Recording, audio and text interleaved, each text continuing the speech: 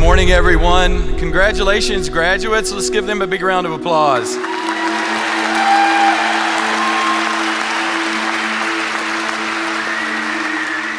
It's my pleasure today to provide an introduction to today's speaker, Ashraf Habibullah. Many students, when they graduate, sometimes they forget the commencement speaker. I don't think that will be the case today. Ashraf is a structural engineer and is president and CEO of Computers and Structures Incorporated, which he founded in 1975. Today, CSI is recognized globally as the pioneering leader in the development of software tools for structural and earthquake engineering. The software is used by thousands of engineering firms in over 160 countries for the design of landmark projects such as the Freedom Tower in New York City, the Burj Khalifa Tower in Dubai, and the Bird's Nest Stadium in Beijing. Today, the skyline of every major modern city in the world is defined by structures that have been designed using Ashraf's software. He has a passion for the arts and social causes. He is co-founder of the critically acclaimed Diablo Ballet and the founder of the Engineers Alliance for the Arts, an organization that involves school children with technology, focusing on the artistic aspects of bridge engineering.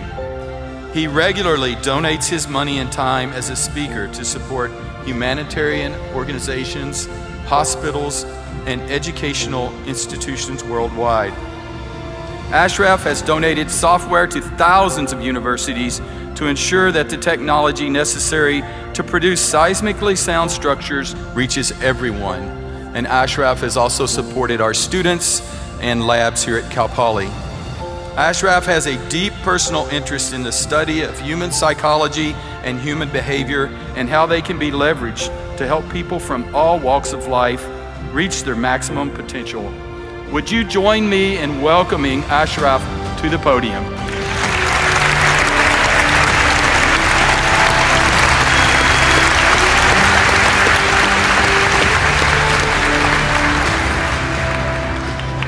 Well, thank you so much. I just didn't know I was that good.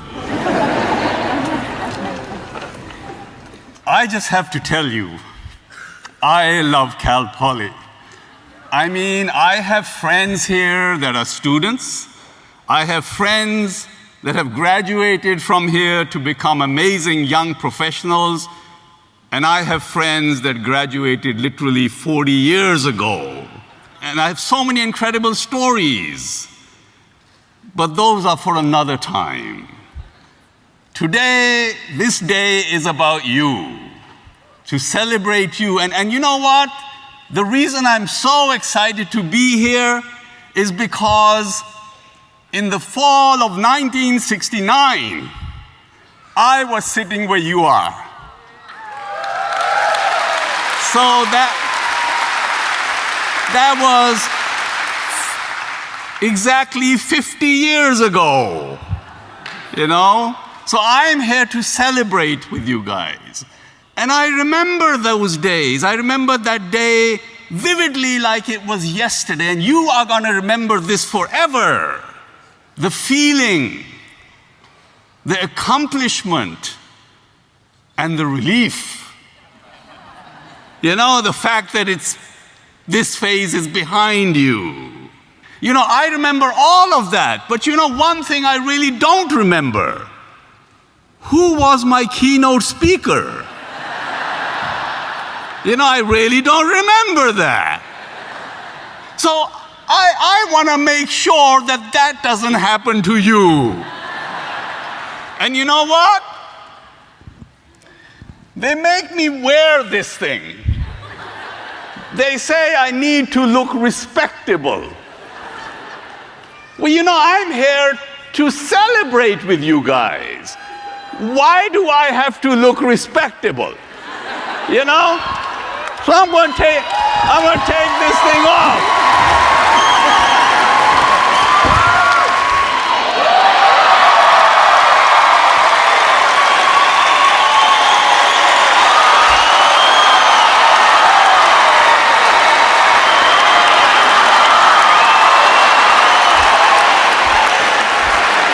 tell you a little bit about this jacket. You see, I think every keynote speaker needs to have a jacket like this. Because you know, when you come to a commencement and you wear a jacket like this, you can basically say anything you want to. Because nobody's listening. They focus on the jacket. And of course, you get invited everywhere, and they never forget you. Try taking this thing through security with them wires and them batteries. You know, they actually make me take it out of the bag and wear it. Can you imagine 500 people in line in Dubai? And here I am at the head of the line with my lights on. All kidding aside, you know, I came to America, this is also 50 years ago. December 8th, 1969 is when I landed in this incredible land from Pakistan. And I remember my dad taking me up to the plane, and there was a colonel in the army, so he could get into the plane. He sat me down on the chair, and he said, "Go make something of your life. Make a lot of friends. They will come in handy." And they did. Over the past 50 years, I have made friends everywhere. And they have done exactly what my father said. They molded my life. So today, I'm here to make new friends. All of you. I want a picture with every one of you.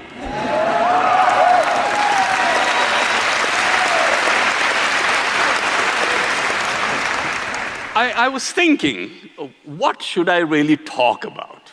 Then it occurred to me that students are usually broke.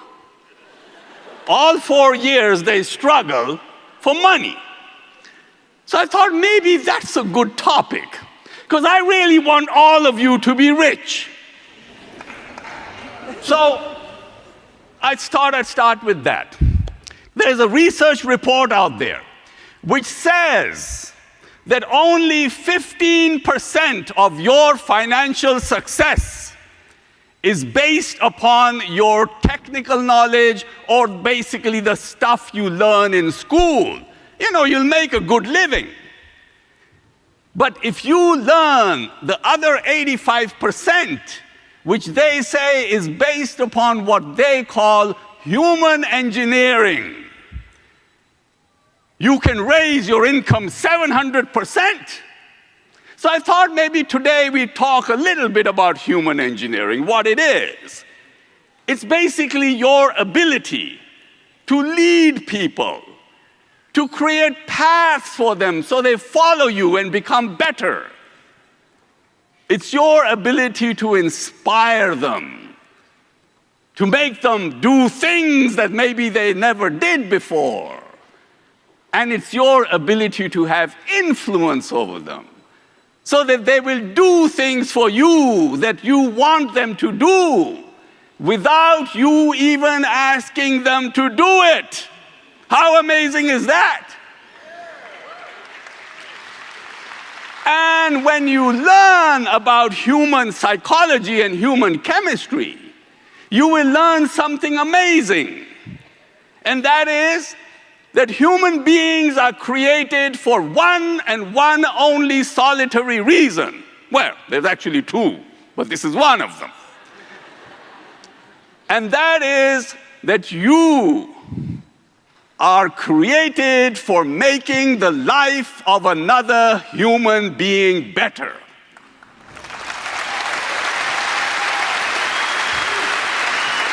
That's not religion. It's not something that I've cooked up. It's not voodoo. It's part of your human chemistry.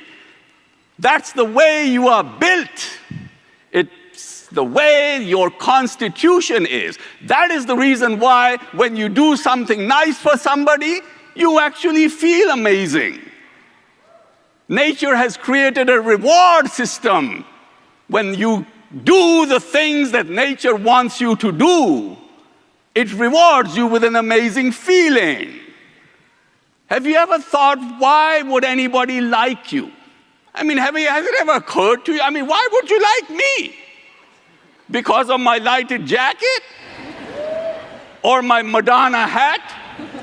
How about them Madonna boots? No. People like you for only one reason, and you learn this, and it's best that you learn it when you're young. It will serve you well.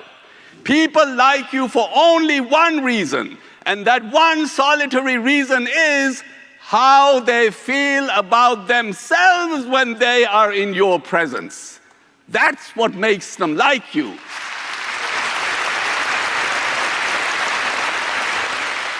It's called the serotonin factor. If you can make a person feel like a gazillion bucks, they will come back to you again and again and again. When I'm nice to you, you get a serotonin rush. You glow. When I see that, I get a serotonin rush. I glow. And when all of these people around watch that interaction, they get a serotonin rush. Why do you think game shows are so popular? You know, there's a girl jumping up and down, winning a car. She's happy as whatever. And then there's the host, so happy. But what about all these people in TV land by the millions? They're tuned into the television. They ain't getting jack shit. Right? What they're getting are serotonin rushes. That's what they're getting. They're drunk. And marketing people know that. Serotonin is one of the biggest marketing tools available to humanity. But they don't teach you that. That's from me. Why are you here? I mean, you know, you did your coursework. You paid the fees. Right? Why don't they just send you a PDF and say, hey, congratulations, bye-bye. You're here. You're spending all of you people, what are you doing here? You've come for your serotonin fix. You're a bunch of drug addicts. It's true. It's true. I mean, just wait till your graduate walks through here. You'll be so drunk with serotonin, you'll be in tears. You know, human beings are fundamentally created to have human relationships. That's why it feels good to hug somebody. That's why it feels good to come out here and look a person in the eyes. The human connection. It's an oxytocin effect. You know, I developed software for designing buildings and bridges to stand up in earthquakes. For some reason, wherever they speak Spanish, there are earthquakes. Now, maybe it's their amazing people that they are, their warmth, the fact that they know how to celebrate life, right? The love makes the earth quiver under their feet. I do a lot of seminars on our technology. They show up by the hundreds. Now, I don't speak Spanish, but what do? When I go there, this is how I start my seminar. Yo nunca pensé que pudiera querer con esta pasión que me quema la piel. Volar por tu cuerpo es el cielo tocar.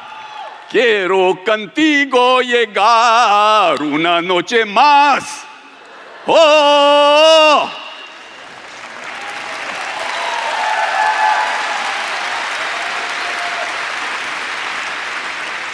Now, I haven't the foggiest idea what that means, because I don't speak Spanish. But what does it do to an audience that speaks Spanish? 2,000 of them. It connects you with them.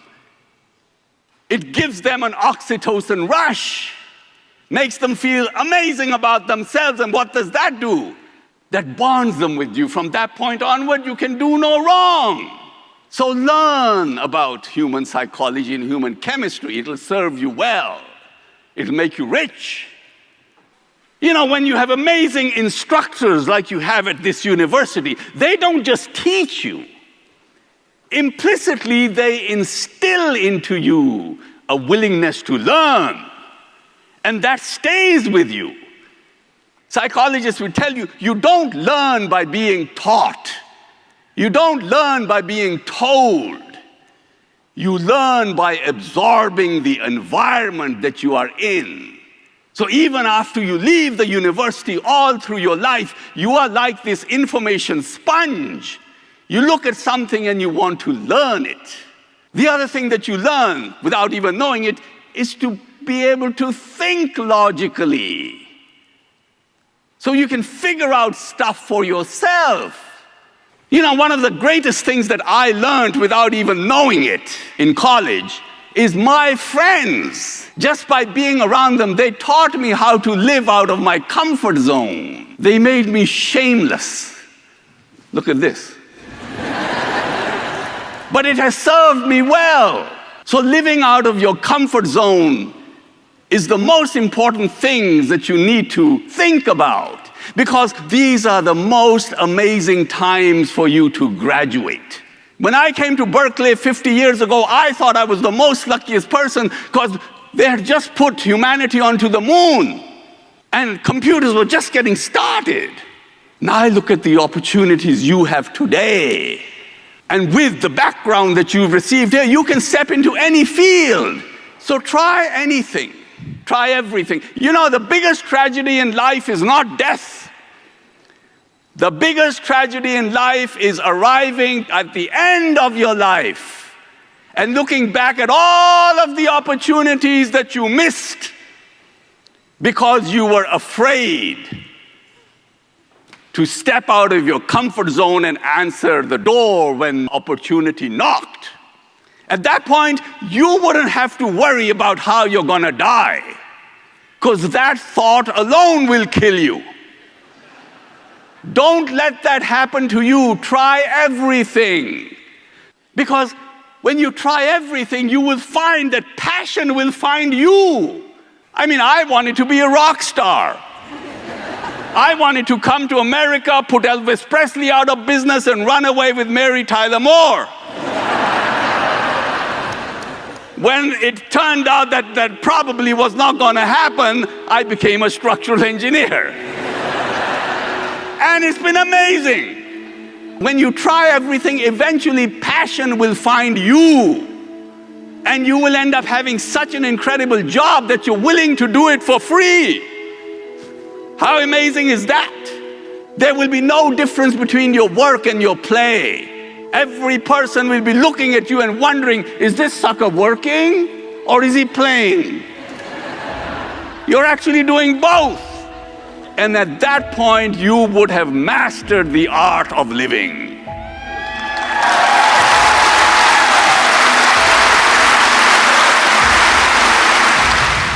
You are the people that are the future of this country. You are the ones that are going to create the next Uber app, $50 billion worth. My God, what is that?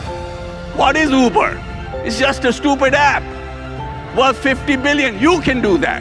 Now, when you do that, the reason I want to be friends with you is I want to come to your launch party. The world is out there waiting for you.